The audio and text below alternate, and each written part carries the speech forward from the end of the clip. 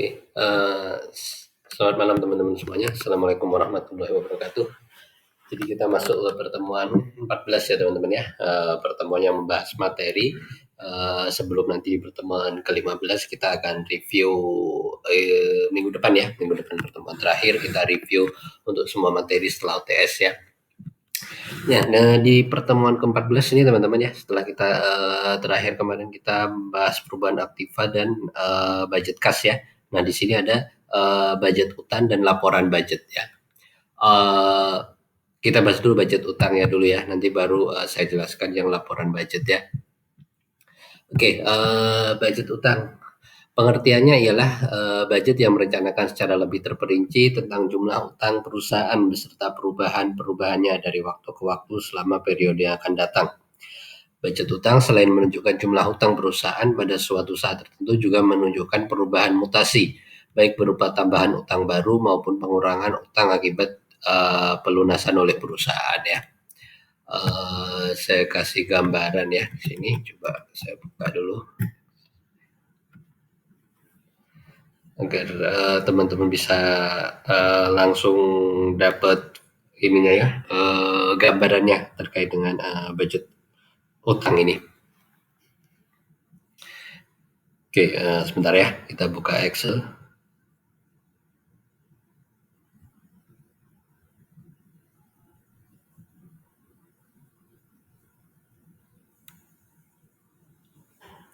Oke, jadi gini teman-teman ya, kalau bentuknya kan tergantung dari perusahaan-perusahaannya, tapi informasi yang termuat itu biasanya seperti ini. Kita buat mendaftar aja ya. Di sini ada bulan ya atau periode ya. Tergantung nanti budgetnya mau buat per bulan, per kuartalan, per tahun dan sebagainya ya. Kemudian di sini adalah saldo awal ya, saldo utang awal. Saldo utang awal. Ya, ini budget ya, artinya estimasi. Kemudian di sini adalah penambahan ya, penambahan di sini adalah utang baru teman-teman ya. Di sini ada utang baru, kemudian di sini ada pelunasan ya, pelunasan pembayaran utang ya, pembayaran utang. Nah di sini ada saldo utang akhir ya di periode tersebut.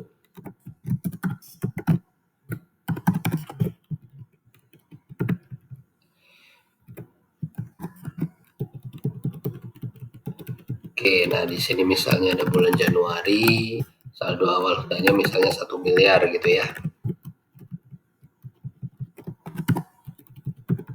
Kemudian tambah utang baru 500 juta gitu ya pada bulan itu. Kemudian yang dilunasi adalah 300 juta gitu ya.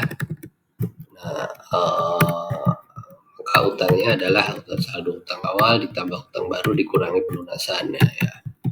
Nah ini contohnya ya, di sini nanti teman-teman bisa buat sesuai periodenya ya. Ini Januari bisa sampai Desember ya. Oke, ini saya simpan dulu materi tambahan. Oke.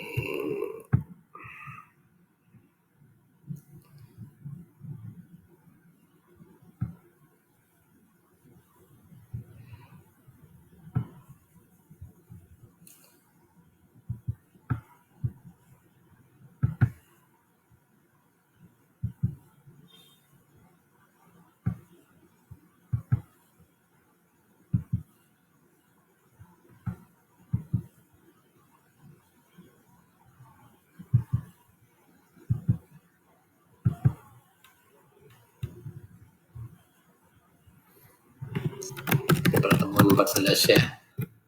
Sini kita materi tambahan. Ya nanti saya kirimkan ini ya. Oke, nah ini contohnya ya teman-teman ya. Nah kemudian saldo akhir di bulan Januari menjadi saldo awal dan seterusnya gitu ya.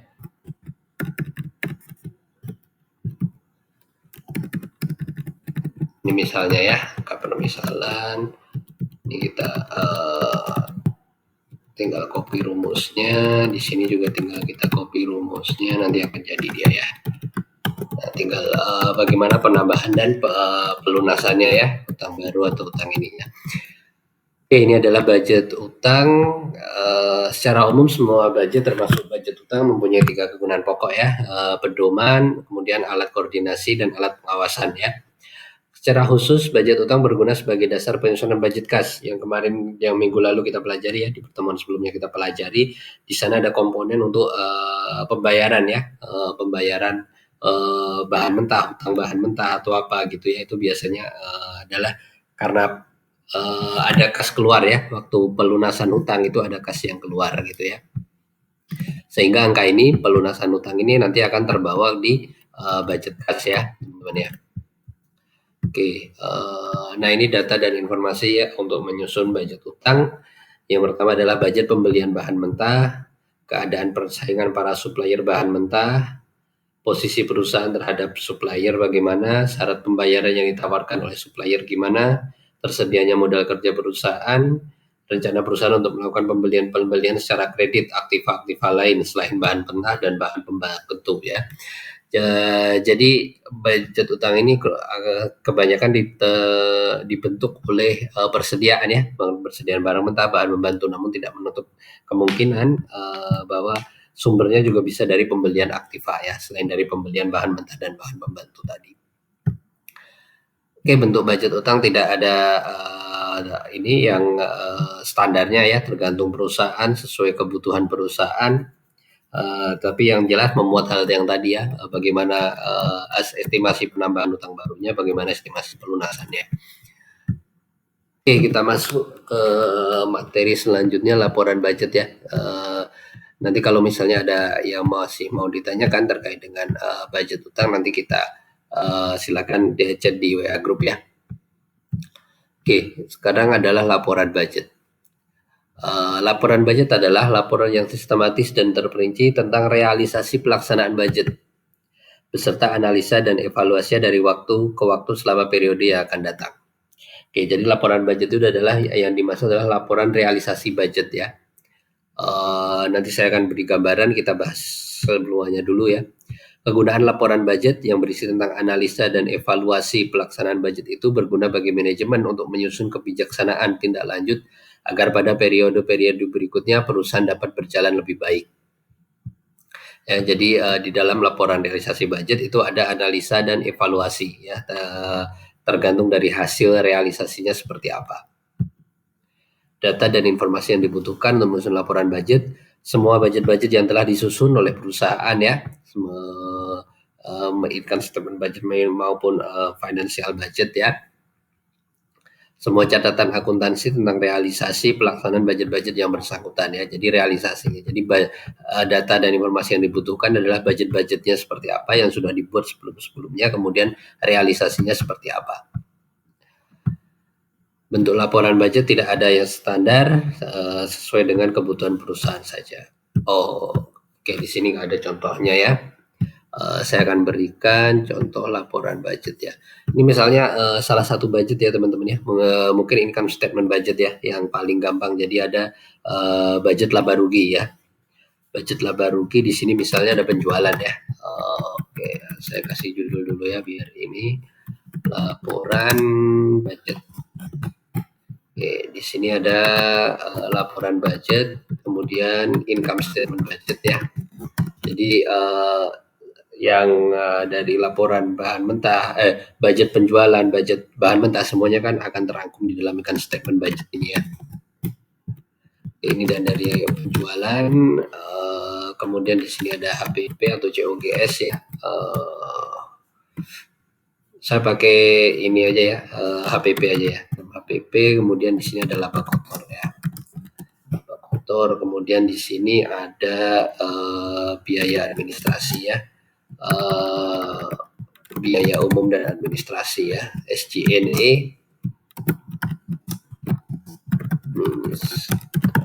Kemudian biaya penjualan ya, kemudian kita membuat budget biaya penjualan. Biaya penjualan, biaya administrasi. Oke, di sini ada laba usaha. Kemudian kemudian di sini ada mungkin seperti ini aja ya. Kita langsung ke net profit aja ya, laba bersih ya. Oke, nah ini misalnya budgetnya teman-teman ya. Di komponen budgetnya, kemudian ini adalah budget ya. Ini adalah budget, ini realisasi teman-teman. Ini kita misalnya bicara di bulan Januari gitu ya. Budget Januari penjualannya adalah 1 miliar ya, misalnya. Nah, kemudian HPP-nya adalah 500 juta.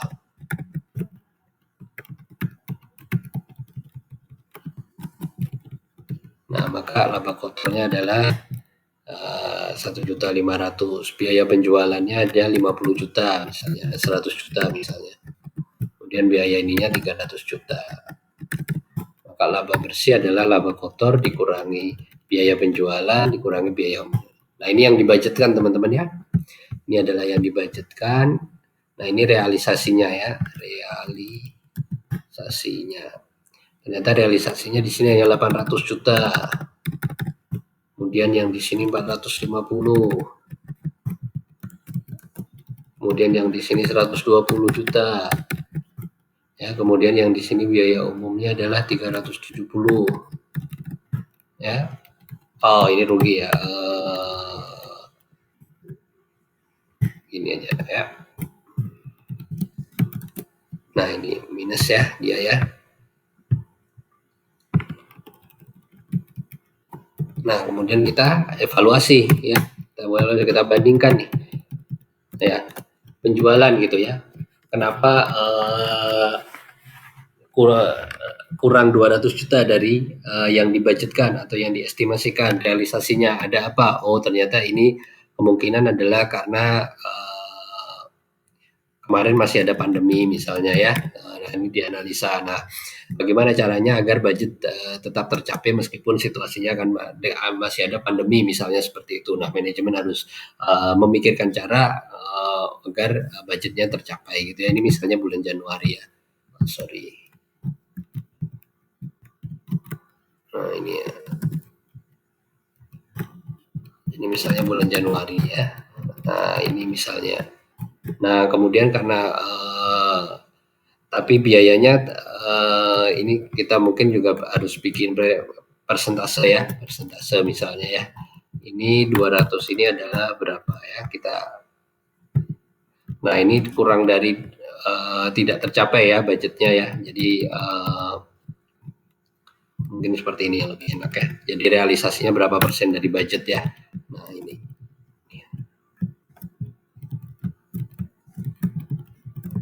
Nah, ini realisasinya adalah 80% dari budget ya. Tapi kok biayanya nggak 80% juga, kok biayanya 90%. Ini ada apa gitu ya. Oh, ternyata harga-harga bahan naik gitu ya.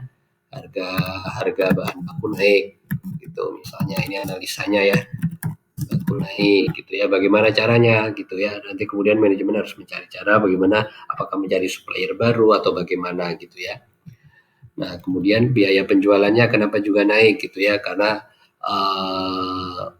mungkin banyak sponsorship dan lain-lain gitu mungkin ya. Tergantung manajemen ya, kemudian nanti bagaimana caranya agar biayanya bisa diturunkan sesuai dengan budget. Ini biaya umum dan administrasi kenapa naik gitu ya, misalnya karena kenaikan gaji misalnya ya, kenaikan UMR ya, dulu waktu dibudgetkan mungkin estimasinya naik berapa persen, tapi ternyata karena UMR-nya harus naik berapa besar gitu ya. Nah, ini perlu dianalisa dan dijawab oleh manajemen serta dicari jalan keluarnya. Nah, inilah adalah fungsi yang bagian ini teman-teman ya. Fungsi tentang analisa dan evaluasi yang berguna bagi manajemen untuk menyusun kebijaksanaan tindak lanjut agar pada periode-periode berikutnya, periode Februari, Maret, dan seterusnya perusahaan dapat berjalan lebih baik. Ini adalah contoh laporan budget. Ya, ini udah ada soal, nanti pilihan gandanya silakan dikerjakan ya. Oke, mungkin itu aja. Nanti kalau ada pertanyaan terkait dengan laporan budget maupun yang tadi budget utang, nanti kita lanjut di WA Group ya teman-teman ya. Terima kasih. Saya akhiri. Assalamualaikum warahmatullahi wabarakatuh.